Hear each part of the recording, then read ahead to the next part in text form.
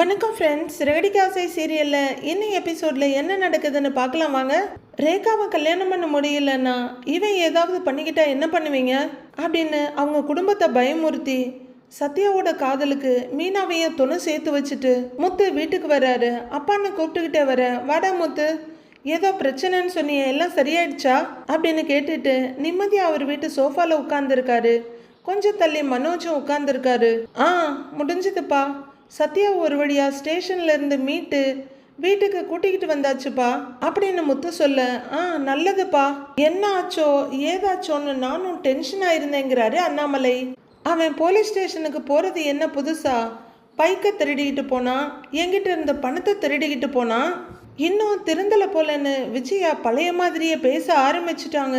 உடனே மீனா, அத்தை, என் தம்பி அப்படிலாம் இல்ல, அவன் நல்லபடியா வேலைக்கு போய் பொறுப்பா தான் இருக்கான்றாங்க. மீனா, பொறுப்பா இருக்கிறவன எதுக்கு போலீஸ் புடிச்சுக்கிட்டு போகுது அப்படின்னு விஜயா கேட்க, எல்லாம் உங்க ஃப்ரெண்டு சிந்தாமணி அம்மாவால தான் அப்படின்னு முத்து சொல்ல, அப்படின்னு பாக்குறாங்க விஜயா. அவளுக்கு என்ன தாண்டா பிரச்சனை? ஏன் இப்படி மீனாவை மட்டும் குறி வச்சு பழி வாங்கிட்டு இருக்கிறா அப்படின்னு அண்ணாமலை கேட்க, அதானே, உன்னையால தான் என் வீடே கூட போச்சு அப்படின்ற மாதிரி விஜயா பார்க்குறாங்க. நம்ம வீட்டுக்கு தொல்லை கொடுத்தா, எல்லாரையும் வீட்டை விட்டு வெளியே துரத்த பார்த்தா, எப்படியோ போராடி நீங்க பத்திரத்தை வாங்கிட்டீங்கன்னு அண்ணாமலை சொல்லிட்டு இருக்கும் போதே, அது கூட கடை வாங்கி தானேப்பா காசு கட்டி இருக்கான் அப்படிங்கிறாரு மனோஜ். ஐயா வள்ளலு, அதெல்லாம் நீங்க வாங்கின கடனுக்காக வாங்கின கடன் அப்படின்னு முத்து உடனே சொல்லிடுறாரு. மனோஜ், கொஞ்சம் சும்மா இருக்கிறியா அப்படிங்கிற அண்ணாமலை மறுபடியும் இந்த பக்கம் திரும்பி, சிந்தாமணி உங்களுக்கு விடாம டார்ச்சர் கொடுத்துக்கிட்டே இருக்கா, இப்பவும் மீனாவை பதவியை ராஜினாமா பண்ண சொல்லி தானே நிக்கிறா அப்படின்னு அண்ணாமலை கேட்க, இல்லப்பா, இந்த தடவை வேற ஒரு பிரச்சனை. சிந்தாமணி இதை பண்ணினது மீனாவோட பதவிக்கு ஆசைப்பட்டோ இல்ல நம்மள பழி வாங்கவோ இல்லப்பா, சத்யாவோட லைஃப காலி பண்ணதான்ப்பா அப்படின்னு முத்து சொல்லிட்டு இருக்க விஜயா புரியாம பாத்துக்கிட்டு இருக்காங்க. மீனாவாவது சிந்தாமணிக்கு எதிரின்னு நினைக்கிறா. அந்த பையன் என்ன பண்ணா, ஒண்ணுக்கும் ஆகாதவன், அவனுக்கும் சிந்தாமணிக்கு என்ன சம்பந்தம்னு குழம்பி போய் பாக்குறாங்க. என்ன சொல்ற, சத்யா லைஃப அவன் ஏன் காலி பண்ணணும், அவன் நல்ல பையன் தானே அப்படின்னு அண்ணாமலை கேட்க, நல்லவன் தான் மாமா, ஆனா அவன் ஆசைப்படுற ஒண்ணு அவன் தகுதிக்கு மீறி இருக்கே அப்படின்னு மீனா சொல்ல, புரியலையேம்மாங்கிறாரு அண்ணாமலை. சத்யா என்ன ஆசைப்படுறான் அப்படின்னு அண்ணாமலை கேட்க, மீனா கொஞ்சம் தயங்கிட்டு, அவன் சிந்தாமணியோட பொண்ணு ரேகாவை லவ் பண்றாமாமா அப்படின்னு சொல்ல, அண்ணாமலை அப்படி யோசனையா திரும்புறாரு. விஜயா அதிர்ச்சியோட பாக்குறாங்க. இதை கேட்டு மனோஜும் பயங்கர அதிர்ச்சியாகி, அவன் அந்த பொண்ணை லவ் பண்றானா, ஒன் சைட் லவ்வான்னு கேக்குறாரு. அந்த பொண்ணும் சத்யாவை விரும்புறா அப்படின்னு மீனா சொல்ல, ஓ அப்படியா, உன் தம்பியும் சிந்தாமணி பொண்ணும் லவ் பண்ணுதுங்களா, சூப்பர் அப்படின்னு யோசிக்கிறாங்க விஜயா. உடனே சிந்தாமணிக்கு அவங்க கொடுத்த சாபம் ஞாபகம் வர ரொம்ப ஆர்வமா எழுந்து ஓடி வந்து, உன் தம்பியும் அந்த சிந்தாமணி பொண்ணு லவ் பண்றாங்களா அப்படின்னு மீனா கிட்ட கேட்டுட்டு, அப்படி போடு, சூப்பர் கதையால இருக்கு, இப்படி ஒரு விஷயத்தை நான் எதிர்பார்க்கவே இல்லை, கடவுள் இருக்கான், கடவுளே அப்படின்னு ஏகப்பட்ட ஆக்ஷன்ஸை காமிச்சு கையெடுத்து தலைக்கு மேல ரூஃபை கும்பிட்டு இருக்காங்க விஜயா. அம்மா என்ன இவ்வளோ வியர்டா பிஹேவ் பண்றாங்கன்னு மனோஜ் ஆச்சரியமா பார்த்துட்டு இருக்காரு. இவ எதுக்கு இந்த அலப்பறை கொடுத்துட்டு இருக்கான்னு அண்ணாமலையும் பாக்குறாரு. ஆனா உங்க வீட்டுல எல்லாருக்கும் ஒரு அதிர்ஷ்டம் இருக்கு, நீ எப்படியோ இந்த வீட்டுல வந்து செட்டில் ஆயிட்ட, உன் தங்கச்சிய போலீஸ்காரன் கட்டிக்கிட்டு போயிட்டான், இப்ப உன் தம்பிக்கு பெரிய எடுத்து பொண்ணே கிடைச்சிருக்கு, உங்களுக்கு மட்டும் எப்படிடி இப்படியெல்லாம் அமையுதுன்னு வைத்தறிச்சலை வாரி கொட்டுறாங்க விஜயா. உடனே அண்ணாமலை டென்ஷன் ஆகி, விஜயா என்ன பேசிக்கிட்டு இருக்கிற நீ அப்படின்னு கத்துறாரு. ஏங்க, நான் தப்பா எதுவும் சொல்லலைங்களேங்க, இதுக்கும் ஒரு திறமை வேணும்ல அப்படின்னு விஜயா கேட்டுட்டு இருக்கும் போதே, ஏண்டா அந்த பொண்ணு பணக்கார வீட்டு பொண்ணு, மீனா தம்பி லோக்கலு அப்படின்னு மனோஜ் சொல்லிட்டு இருக்கு. மீனா கோவமா வெடுக்குன்னு மனோஜ் பக்கம் திரும்புறாங்க. அவங்களுக்குள்ள எப்படிடா லவ் எல்லாம் அப்படின்னு மனோஜ் கேட்க, நீ லோக்கலா இருந்துகிட்டு மலேசியால இருந்து ஒரு பொண்ணை லவ் பண்ணி கல்யாணம் பண்ணல, அப்படிதான் இது ஒண்ணு மூஞ்சில் அடிச்ச மாதிரி பதில் சொல்லிடுறாரு. திரும்புற சைட்லாம் ஆப்படிக்க வைக்கிறாளே இந்த ரோகிணி அப்படின்னு அழுத்துக்கிட்டு திரும்பிடுறாரு மனோஜ். பாத்தியாப்பா, அம்மாவுக்கும் இவனுக்கும் இந்த விஷயம் வேடிக்கையா இருக்கு அப்படின்னு முத்து சொல்ல, ஏய் வேடிக்கையா தாண்டா இருக்கு, ஆனா இவ தம்பி அந்த பொண்ணை கல்யாணம் பண்ணிக்கிட்டா ரொம்ப சந்தோஷம் அப்படின்னு விஜயா சொல்ல, முத்து மீனா 2 பேரும் அதிர்ந்து போய் பார்க்குறாங்க. அண்ணாமலை உடனே அதிசயமா இருக்கு, சத்யாவுக்கு கல்யாணம் நடந்தா உனக்கு சந்தோஷமா இருக்குன்ற அப்படின்னு அண்ணாமலை சொல்றாரு. நான் ஒன்று அதை நினைச்சு சந்தோஷப்படலைங்க, நான் ஒரு தீர்க்க தரிசியா இருக்கேன் பாருங்க, அதை நினைச்சு சந்தோஷப்படுறேன் அப்படின்னு விஜயா தன்னைத்தானே பீத்திக்கிட்டு இருக்க. தீர்க்க தரிசியா நீங்களா அப்படின்னு முத்து அதிர்ச்சியோட கேட்குறாரு. ஆமாண்டா, அந்த சிந்தாமணி என் கூடவே இருந்து எனக்கே குழி பறிச்சால, அன்னைக்கு அவ வீட்டுக்கு போய் சாபம் கொடுத்துட்டு தான் வந்தேன் அப்படின்னு விஜயா சொல்லிட்டு இருக்க. எல்லாருமே குழப்பத்தோட பாக்குறாங்க. விஜயா அழுத்தமா எல்லாரையும் ஒரு பார்வை பார்த்துட்டு, இப்படி ஏமாத்தி பணம் சேர்க்கிறியே, உன் பொண்ணுக்காக தானே இதெல்லாம் பண்ற, நீ பார்த்துக்கிட்டே இரு, உன் பொண்ணு ஒன்றும் இல்லாத வெறும் பயிலோடு தான் ஓடி போக போறான்னு நான் சொன்னேன் அப்படின்னு பயங்கர பெருமையா தலையை நிமித்தி சொல்றாங்க விஜயா. விஜயாவை ஒரு அற்ப புழுவை பார்க்குற மாதிரி அண்ணாமலை, முத்து, மீனா 3 பேரும் பார்த்துட்டு இருக்க. அன்னைக்கு நான் சொன்னது இப்ப நடந்துருச்சு பாத்தீங்களா, அப்ப நான் தீர்க்க தரிசி தானே அப்படின்னு விஜயா கேட்க. இதெல்லாம் ஒரு பொழப்பு, மேய்க்கிறதே எருமை, இதுல வேற பெருமை அப்படிங்கிற மாதிரி முத்து பார்த்துட்டு முகத்தை திருப்பிக்கிறாரு. அப்படியாமா, ஜோசியர் சொல்ற மாதிரி அப்படியே சொல்லியிருக்கீங்க அப்படின்னு பயங்கரமா சந்தோஷப்படுறாரு மனோஜ். என் வயிறு எறிஞ்சு சொன்னேன்டா, இப்ப நான் சொன்ன மாதிரியே நடந்துருச்சு பாரு, நான் சொன்னது பழிச்சிருச்சு. அவ பொண்ணு பூக்கற்றவ குடும்பத்துக்கு வாக்கப்பட்டு போறா. அந்த சிந்தாமணி ஆடின ஆட்டத்துக்கு அவளுக்கு ஆண்டவன் தண்டனை கொடுத்துட்டான் பாருங்க அப்படின்னு அவங்க வெறியும் சந்தோஷமா சொல்லி சிரிச்சிட்டு நிக்கிறாங்க. விஜயா, உனக்கு மனசாட்சியே இல்லையா? மொத்தமும் மீனாவும் போராடி இந்த வீட்டை மீட்டு கொடுத்துருக்காங்க, நீ அவங்க வீட்டை பத்தி கேவலமா பேசுறேன்றாரு அண்ணாமலை. என்ன விஜயா, ஐயோ அப்படின்னு அண்ணாமலை கிட்ட கைய விரிச்சிட்டே ஓடி வர்றாங்க. நான் இவங்களை எதுவுமே சொல்லலைங்க, வீட்டை மீட்டு கொடுத்ததுல எனக்கும் சந்தோஷம்தான். இவங்க வீட்டு பையன் அந்த வீட்டு பொண்ணை கல்யாணம் பண்ணிக்கிட்டா எனக்கு பெரிய சந்தோஷங்க. மீனா, உன் தம்பிக்கு நான் இங்க இருந்தே வாழ்த்து சொன்னேன்னு சொல்லு அப்படின்றாங்க விஜயா. நல்லா இருக்குமா, ரொம்ப நல்லா இருக்கு. நடக்கிற பிரச்சனைய எப்படி சரி பண்றதுன்னு தெரியாம நாங்க இங்க பார்த்துட்டு இருக்கிறோம், உங்களுக்கு சந்தோஷமா இருக்குல்ல அப்படின்னு முத்து கேட்க. டேய், அந்த சிந்தாமணி இல்லாத ஆட்டம்லாம் போட்டால, அவ எங்கிட்டயே திமிரல்ல பேசுனா, மாஸ்டர் மாஸ்டர்னு சொல்லி எனக்கே விபூதி அடிச்சாலே, இப்ப கடைசியில அவ பொண்ணு பூக்கற்ற குடும்பத்துக்கே கட்டி கொடுக்கற நிலைமை வந்துருச்சுல்ல அப்படின்னு விஜயா சொல்லிட்டு இருக்க. மீனாவுக்கு சுறுசுறுன்னு கோவம் ஏறிடுது.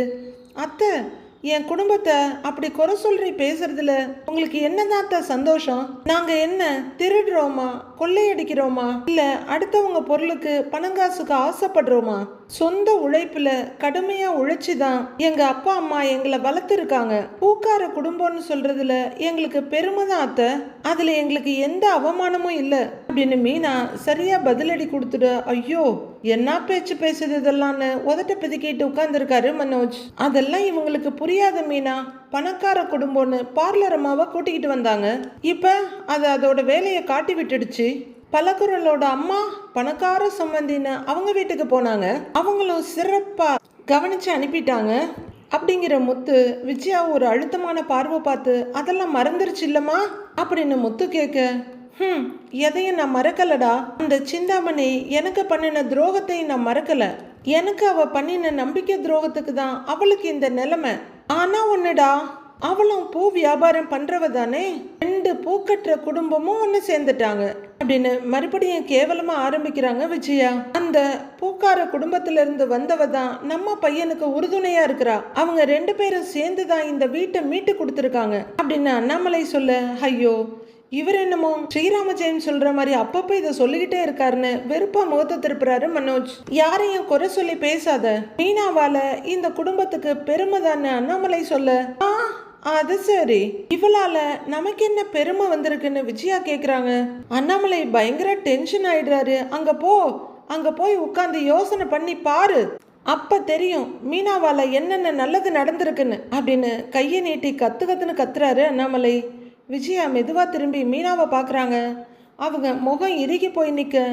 முத்து அவங்க அம்மாவை முறைச்சுக்கிட்டே நிக்கிறாரு. அம்மா, நீங்க சொல்றது கரெக்டு தான்மா, சிந்தாமணிக்கு இது தேவைதான், ஆனா சிந்தாமணி ஸ்டேட்டஸ்க்கு அவங்க பொண்ணு இவங்க தம்பிக்கு கல்யாணம் பண்ணி வைக்கவா போறாங்க அப்படின்னு மனோஜ் கேட்குறாரு.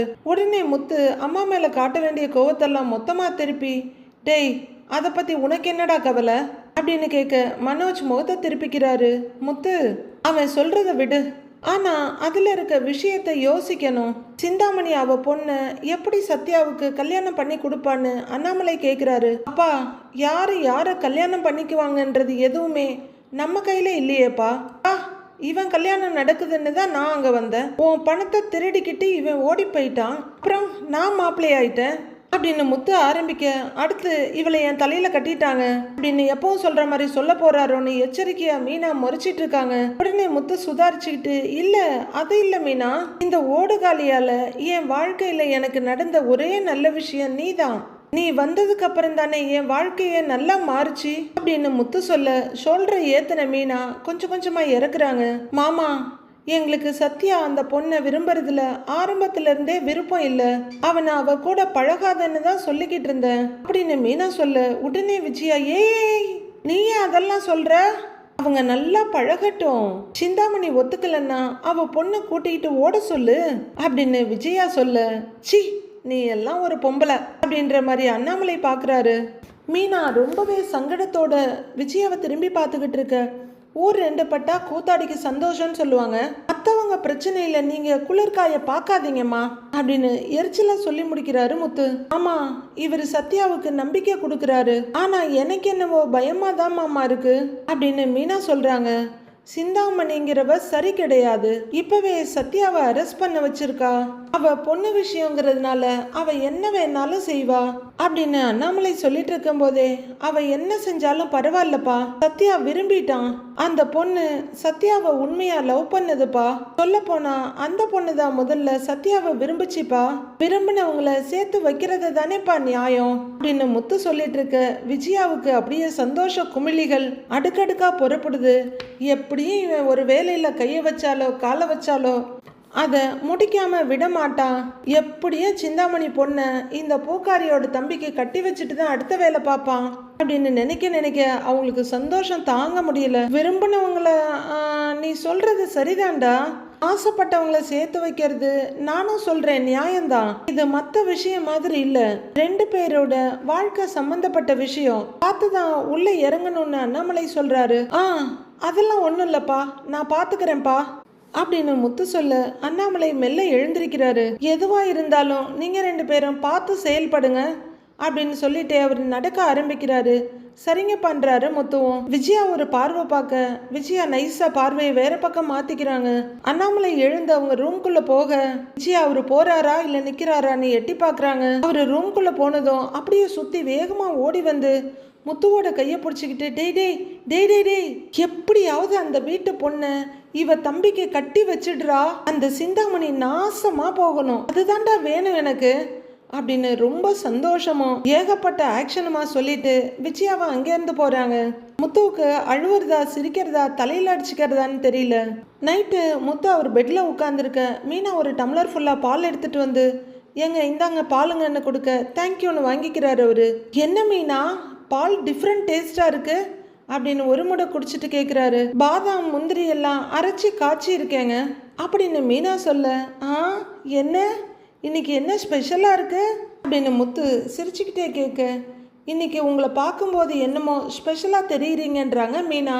உடனே அவர் கொஞ்சம் திகைச்சு போய் பால் டம்ளரை கீழே இறக்கிக்கிட்டு, என்ன எப்பவும் இருக்க அதே முத்து தானே இருக்கேன் அப்படின்னு கேட்க மீனா லைட்டான சிரிப்போட நின்றுட்டு இருக்காங்க. அவர் மறுபடியும் பாலை குடிக்க ஆரம்பிக்க, இல்லை இன்னைக்கு நீங்க பார்க்க வேற மாதிரி இருக்கீங்க, உங்க முகத்தை பார்க்கறதுக்கே ரொம்ப அழகா லட்சணமா இருக்குன்றாங்க மீனா. உடனே முத்து அவரோட கன்னத்தை தாடையெல்லாம் தொட்டு தொட்டு பாத்துக்கிறாரு. என்னாச்சு இப்படி சொல்லிட்டு இருக்கா, ஒருவேளை ஏலியன் ஆயிட்டோமா அப்படின்னு அவருக்கே சந்தேகம் வந்துருது. அப்படியே பால் டம்ளரை பக்கத்துல இருக்க டேபிள்ல வச்சுட்டு மெதுவா இறங்கி வர்றவரு, அப்ப இத்தனை நாள் நான் நல்லா இல்லையா அப்படின்னு கேட்டுக்கிட்டே வர மீனா மெல்ல மெல்ல பின்னாடி போயிட்டு இருக்காங்க.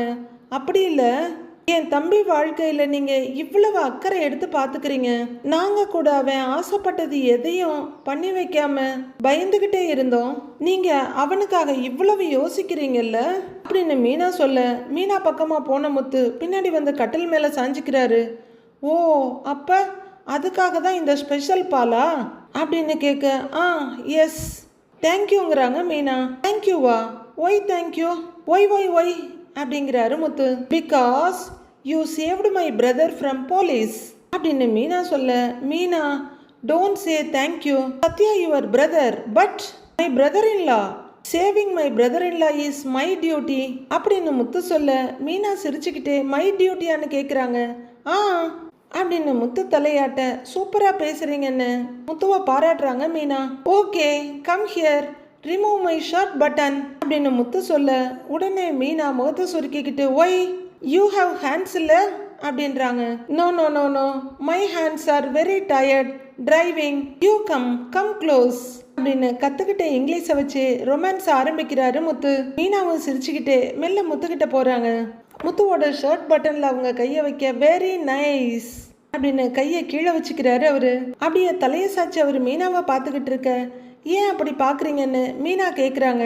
Your eyes are like grapes, your ears are தங்கு, your nose is like a small banana, your கண்ணம் is kamala orange and your நெத்தி இஸ் அப்படின்னு கொஞ்சம் யோசிக்கிறவரு ஸ்லைஸ்டு வாட்டர்மெலான் பீஸ் அப்படின்னு சொல்ல, மீனா ரசிச்சு சிரிச்சிட்டு இருக்காங்க.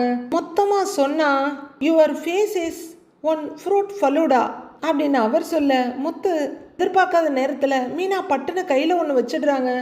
என்ன மீனான்ற மாதிரி அவரு பார்க்க, கடைசியில என்ன ஒரு ஃப்ரூட் கடையாவே மாத்திட்டீங்கல்ல, இப்படி இங்கிலீஷ்லயும் தமிழ்லையும் வர்ணிக்கிறதுக்கு பதிலா நீங்க தமிழ்லயே சொல்லியிருக்கலான்றாங்க மீனா. தமிழ்ல சொன்னா பாசம், இங்கிலீஷ்ல சொன்னா ஃபேஷன், நான் ரெண்டையும் மிக்ஸ் பண்ணி கலந்து சொன்னேன். பட்டு ஹவ் இஸ் மை இங்கிலீஷ் அப்படின்னு முத்து மீனாவோட கையை பிடிச்சி அவர் பக்கமா இழுக்க, now your English is very dangerous அப்படின்னு சொல்லிட்டு விலகி போக, பரவாயில்ல இருக்கட்டும் அப்படின்னு படார்னு இழுத்து நல்ல டைட்டா ஹக் பண்ணிக்கிறாரு முத்து. பார்க்கறதுக்கு கொஞ்சம் காமெடியா இருந்தாலும் நல்லாவே இருந்துச்சு. அம்மான்னு கூப்பிட்டுக்கிட்டே வித்யா வீட்டுக்கு வர்றாங்க. கிறிஷோட பாட்டியும் எட்டி பார்த்துட்டு வாமா அப்படின்னு இன்வைட் பண்ணிக்கிட்டு கிச்சன்ல இருந்து வெளியே வர்றாங்க. வா வித்யா, எப்படி இருக்கன்னு அவங்க கேட்க, நல்லா இருக்கேம்மா, நீங்க எப்படி இருக்கீங்கன்னு வித்யா கேட்குறாங்க. கல்யாணியோட அம்மாவும் ரொம்பவே கலங்கி போய் ஏதோ இருக்கேம்மா, எங்களை சுத்தி என்ன நடக்குதுன்னே தெரியலமான்றாங்க அவங்க. என்னாச்சுமா, உடனே வர சொல்லி ஃபோன் பண்ணினீங்க அப்படின்னு வித்யா கேட்க, கல்யாணியை நினைச்சா எனக்கு ரொம்ப பயமா இருக்குன்றாங்க கிறிஷோட பாட்டி. அவளுக்கு என்ன ஆச்சுன்னு வித்யா கேக்குறாங்க. 2 நாளா அவ ஆளே சரியில்லைம்மா, சரியா சாப்பிடுறதும் இல்ல தூங்குறதும் இல்ல, வேலைக்குன்னு எங்கேயும் போகல, பிரம்ம பிடிச்ச மாதிரி உள்ளறையே உட்கார்ந்துருக்கா அப்படின்னு அவங்க ரொம்பவே வருத்தத்தோட சொல்லிட்டு இருக்க. என்ன நடந்துச்சுமா அப்படின்னு வித்யா கேக்குறாங்க. எனக்கு தெரியலம்மா, என்ன கேட்டாலும் சொல்ல மாட்டேங்கிறா, ரூமை விட்டு வெளியவும் வர மாட்டேங்கிறா, அவளை நினைச்சா எனக்கு ரொம்ப கவலையா இருக்கு, நீ போய் கொஞ்சம் பேசுறியான்னு அவங்க அம்மா கேக்குறாங்க. வித்யா கொஞ்சம் யோசிச்சுட்டு, நானே பேசி ரொம்ப நாள் ஆகுதுமா, அந்த டைவர்ஸ் கேஸ்க்கு நான் அவளுக்கு எதிராக சாட்சி சொல்ல வந்ததுல இருந்து அவ என் மேல கோவத்திலேயே தான் இருக்கா, சரியா பேசுறதே இல்ல அப்படின்னு வித்யா சொல்ல, என்ன இருந்தாலும் நீ அவளுக்கு க்ளோஸ் ஃப்ரெண்டு தானே, கண்டிப்பா அவ வாழ்க்கை மேல உனக்கும் அக்கறை இருக்கும், அவ எதிர்காலம் நல்லா இருக்கணும்ல, நீ போய் கொஞ்சம் பேசி பாருன்னு அவங்க அம்மா கெஞ்சலா கேக்குறாங்க. எங்க இருக்கான்னு வித்யா கேட்க, உள்ளதான் இருக்கான்னு கையை காட்டுறாங்க அவங்க அம்மா. அப்படின்னு தலையாட்டிட்டு வித்யா கிளம்புறாங்க. அவங்க அம்மா ரொம்பவே கவலையோட பாத்துட்டு இருக்காங்க. வித்யா கதவை திறந்து பார்க்க உள்ளர பெட் மேல அப்படியே சோகமே உருவா உட்கார்ந்து இருக்காங்க ரோஹிணி. பக்கத்துல வர்ற வித்யா, ரோஹிணி என்னடி ஆச்சு உனக்கு, அம்மா ஃபோன் பண்ணி இருந்தாங்க, நீ சரியா சாப்பிடுறது இல்ல தூங்குறது இல்ல, யார்கிட்டயுமே பேசாம உள்ளறைய உட்கார்ந்துட்டு இருக்கன்னு சொல்லி அப்படின்னு வித்யா கேட்க, ரோஹிணி நிமிந்து கூட பார்க்கல, அப்படியே உட்கார்ந்து இருக்காங்க. வித்யா லைட்டா அவங்க முதுகுல ஒரு தட்டு தட்ட வேற பக்கம் திரும்பிக்கிறாங்க. வித்யா ரோஹிணி பக்கத்துல உட்கார்றாங்க. என்னடி ஆச்சு உனக்கு, உடம்பு ஏதாவது சரியில்லையா, ஹாஸ்பிட்டல் போலாமா, சொல்லுடி அப்படின்னு வித்யா ரோஹிணியோட தோல்ல கை வச்சு கேக்குறாங்க. ரோஹிணி மெல்ல விசும்ப ஆரம்பிச்சு சத்தமா அழ ஆரம்பிக்கிறாங்க. ஏய் ஏய் அப்படின்னு வித்யா பதற, அப்படியே வித்யாவோட தோல்ல விழுந்து ரோஹிணி கதறி அழ ஆரம்பிக்க, அவங்க அம்மா ரொம்பவே பதட்டத்தோட கதவு கிட்ட இருந்து ஒரேட்டு முன்னாடி வந்து பாக்குறாங்க.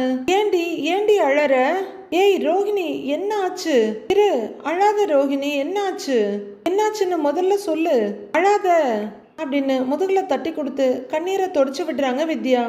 ரோஹிணி மெல்ல எழுந்து உட்கார்றாங்க. என்ன ஆச்சுன்னு சொல்லு அப்படின்னு கேட்க, ரொம்பவே விசும்பிட்டு, என்னால முடியலடி, நீ கூட என்னை விட்டு விலகி போயிட்ட, என் கூட பேச கூட யாரும் இல்லாம நான் தனியா இருக்கேன் அப்படின்னு தேம்பி தேம்பி அழறாங்க ரோஹிணி. ஏய், நான் எங்கடி விலகி போனேன்? நீ தான் என் மேல கோவமா இருந்த. சரி, அதெல்லாம் விடு, முடிஞ்சு போன விஷயம். இப்போ உனக்கு என்னதான் ஆச்சு? ஏன் இப்படி அழுதுகிட்டு இருக்க? அத முதல்ல என்னன்னு சொல்லு அப்படின்னு வித்யா கேட்க, எனக்கு வாழ்றதுக்கு என்ன இருக்கு வித்யாங்கிறாங்க ரோஹிணி. ஏன்டி இப்படிலாம் பேசுற? உன்னை நம்பி உன் பையன் இருக்கான், உன் அம்மா இருக்காங்க, நீ ஏன் இப்படிலாம் பேசுறன்னு வித்யா கேக்குறாங்க. இல்லடி, நானும் மனோஜ் கூட வாழணும்னு போராடிக்கிட்டு இருக்கிறேன். மனோஜுக்கும் என் மேல ஒரு சாஃப்ட் கார்னர் வந்துருச்சு அப்படின்னு ரோஹிணி சொல்ல, தெரியும், கேள்விப்பட்டேங்கிறாங்க வித்யா. அடிக்கடி உங்ககிட்ட பேசிக்கிட்டு தான் இருக்காரு போல அப்படின்னு வித்யா கேட்க, அவங்க அம்மாவுக்கு அந்த நியூஸ் புதுசா இருக்க பாத்துக்கிட்டு இருக்காங்க. ஆமா, அவன் மட்டும் பேசி என்ன ஆக போகுது? இப்பவும் அவன் அம்மா சொல்றத தான் கேட்டுக்கிட்டு இருக்கிறான். என்ன அவங்க ஏத்துக்கிட்டாதான் மனோஜும் ஏத்துக்குவான். ஆனா விஜயா ஆண்டி மனசு மாறவே இல்லை. ஒவ்வொரு தடவையும் என்னை ஹர்ட் பண்ணிக்கிட்டே இருக்காங்க. மனோஜ் கடைக்கு நான் போனப்ப என்னைய எவ்வளவு மோசமா பேசினாங்க தெரியுமா அப்படின்னு ரோஹிணி ரொம்ப ஃபீல் பண்ணி தேம்பி தேம்பி அழறாங்க. சுத்தி இருக்கிறவங்க எல்லாருமே என்ன அவ்வளவு கேவலமா பார்த்தாங்க அப்படின்னு ரோஹிணி அழ, ஒரு அம்மாவா அவங்களும் ரொம்ப சங்கடத்தோட நிக்கிறாங்க கிரிஷ் பாட்டி. வித்யா மறுபடியும் ரோஹிணியோட தோல்ல கைய வச்சு, அழாதடி, அவங்கள பத்தி தான் உனக்கு தெரியும்ல, அவங்களுக்கு இன்னும் உன் மேல இருக்க கோபம் போகல. ஏன்னா அந்த அளவுக்கு நீ அவங்க கிட்ட ரீல் சுத்தி இருக்கிற. ஒவ்வொரு தடவையும் நான் சொன்னேன், இவ்வளவு போய் சொல்லாதடின்னு. நீ கேட்கல.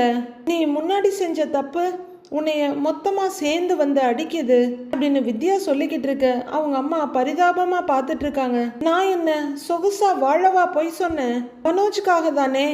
ஆனா அதையே யாருமே புரிஞ்சிக்க மாட்டேங்கிறாங்க. அவங்க வீட்டுக்கு போகும்போது எல்லாரையும் கூப்பிட்டு செலிப்ரேட் பண்ணியிருக்காங்கன்றாங்க ரோஹிணி. ஆமா, நானும் போனேன்றாங்க வித்யா. உடனே ரோஹிணி அப்படியே அழுகையை நிறுத்திட்டு வித்யாவை பார்த்து, பாத்தியா, என்ன மட்டும் கூப்பிடவே இல்லை, நான் அந்த வீட்டு மூத்த மருமக தானே அப்படின்னு ரோஹிணி கேட்க, நீ என்னைக்கிடி அந்த மாதிரி நடந்திருக்க? சொல்ல போனா உன் மாமியார் மற்ற 2 மருமகள்களோட உன்னைதான் தலையில தூக்கி வச்சுட்டு ஆடிட்டு இருந்தாங்க. இப்ப அவங்களே உன்னை இந்த அளவுக்கு மோசமா நடத்துறாங்கன்னா அதுக்கு காரணம் யாரு? நீ பண்ணின வேலைங்க அப்படி அப்படின்னு வித்யா சொல்றாங்க. எப்படி ரோஹிணியால வெக்கமே இல்லாம தன்னை கூப்பிடலன்னு சொல்ல முடியுதுன்னு தெரியல. இவங்க அந்த வீட்டுக்கு போகிறதுக்கான நேரம் வர்ற வரைக்கும் அந்த வீட்டுக்குள்ள யாருமே போகாம தெருவோட எடுத்துட்டு அலையணும்னு நினைச்சவங்க தானே அவங்க. ரோஹிணியும் கொஞ்சம் விசும்பிட்டு, இப்ப நான் என்ன தாண்டி பண்றதுன்னு கேக்குறாங்க. ஆல்ரெடி நீ மனசு நொந்து போயிருக்க, ஆனாலும் இதை தவிர வேற எந்த வழியும் தெரியல எனக்கு. நீ பேசாம மனோஜுக்கு டிவோர்ஸ் கொடுத்துரு அப்படின்னு வித்யா சொல்ல, ரோஹிணியோட அழுக நாடகம் அத்தனையும் அப்படியே அப்பிட்டாக வெடுக்குன்னு வெறியோட திரும்பி பாக்குறாங்க. குரலே இப்ப நல்லா தெளிவாயிடுது. என்னடி இப்படி சொல்ற அப்படின்னு ரோஹிணி அதிர்ச்சியோட கேட்க, நான் இப்படி சொல்றது உனக்கு ரொம்ப ஹர்ட்ஃபுல்லா இருக்கும்னு எனக்கு நல்லாவே தெரியும் பிரியா. ஆனா இதுதான் ரியாலிட்டி. அந்த குடும்பத்துக்கே நீ ரொம்ப பெரிய துரோகம் பண்ணி இருக்கிற. அவங்களால ஜென்மத்துக்கும் அதை மன்னிக்கவே முடியாது. எனக்கு தெரிஞ்சு உன் மாமியார் உன்னை ஏத்துக்கவே மாட்டாங்க. இதுக்கு மேல நீ கோர்ட்டு கேஸ்ன்னு அலையிறது உன் லைஃபுக்கு தான் நல்லது இல்லை. நீயும் நாளை வேஸ்ட் பண்ணாம அந்த குடும்பத்தை விட்டு விலகிடு, அதுதான் எல்லாருக்கும் நல்லது அப்படின்னு வித்யா நியாயமா இருக்கிற யதார்த்தத்தை ரோஹிணிக்கு புரிய வைக்க முயற்சி பண்றாங்க. அதுவரையிலும் கதவுகிட்டே சில மாதிரி நின்று கேட்டுக்கிட்டு இருந்த அவங்க அம்மா உள்ளர வர்றாங்க. வித்யா டக்குன்னு அவங்கள திரும்பி பாக்குறாங்க. மறுபடியும் ரோஹிணிய பார்த்து, கிறிஷோட லைஃபுக்கும் அதுதான் நல்லது, மனோஜுக்கு டிவோர்ஸை கொடுத்துட்டு உன்னோட லைஃபை நீ பார்க்க ஆரம்பி அப்படின்னு வித்யா சொல்ல, ரோஹிணி பெரிய பெரிய மூச்சு எடுத்துட்டு கண்ணில் வழியிற கண்ணீரெல்லாம் தொடச்சிக்கிட்டு, இல்ல வித்யா, என்னால மனோஜை பிரிஞ்சு வாழ முடியாது, அவன் இல்லாத ஒரு லைஃபை என்னால நினைச்சு கூட பார்க்க முடியாது அப்படின்னு கோவத்தோட மூச்சு விட்டுட்டு இருக்கிறாங்க. எனக்கு தெரிஞ்ச ஒரு நல்ல வழியை உனக்கு சொன்னேன், கேட்கறதும் கேட்காதும் உன்னோட இஷ்டம்டி அப்படின்ற மாதிரி வித்யா ரோஹிணியை பார்த்துட்டு, பாத்தீங்களாமா, இவ அப்படியே தான் இருக்கிறா, இவளெல்லாம் திருத்தவும் முடியாது, இவ உருப்படவும் மாட்டா, மற்றவங்களையும் உருப்பட விடவும் மாட்டா அப்படிங்கிற மாதிரி அவங்க அம்மா ஒரு பார்வை பார்க்குறாங்க வித்யா. அதுக்கு முதல்லயே நீ மனோஜ் கிட்ட உண்மையை சொல்லி இருக்கணும். அப்போ எல்லாத்தையும் விட்டுட்ட, ஆரம்பத்திலேயே எல்லாத்தையும் சொல்லி இருந்தா அந்த வீட்டில் முத்து மீனாவோட சப்போர்ட் உனக்கு எப்போதுமே இருந்திருக்கும். ஏன் அண்ணாமலை அங்கிள் கூட உனக்கு சப்போர்ட் பண்ணி இருப்பாரு. ஆனா அவங்க எல்லாரையும் ஏமாத்துறதா நினைச்சு நீயே உன்னை ஏமாத்திக்கிட்ட அப்படின்னு வித்யா சொல்ல, இதை சொல்லதான் புறப்பட்டீங்க வந்தியாக்கும் அப்படின்ற மாதிரி வெடுக்குன்னு முறைக்கிறாங்க ரோஹிணி. அப்புறமா இவளையும் இப்ப முறைச்சிட்டு ஒன்றும் பண்ண முடியாது அப்படின்னு கொஞ்சமா அடங்கிக்கிறாங்க. அவங்க அம்மா கலங்கி லைட்டான கண்ணீரோட, கல்யாணி, வித்யா சொல்றதும் சரிதான். நீ மாப்பிள்ள கூட சேர முடியாதுன்னு தான் எனக்கும் தோணுதுன்றாங்க. இவ்வளவுதான், அவங்க வாயாலேயே அவங்க 7.5 எழுத்துக்க போறாங்க போல இருக்கு. ரோஹிணி முறைச்சுக்கிட்டு இருக்கு. உன் மாமியார் கண்டிப்பா இதுக்கு விடமாட்டாங்கடி. நீ இனிமே கிறிஷோட வாழ்க்கைய பாரு. அவனும் வளர ஆரம்பிச்சிட்டான். அவனுக்கு எல்லா விவரமும் தெரியுது.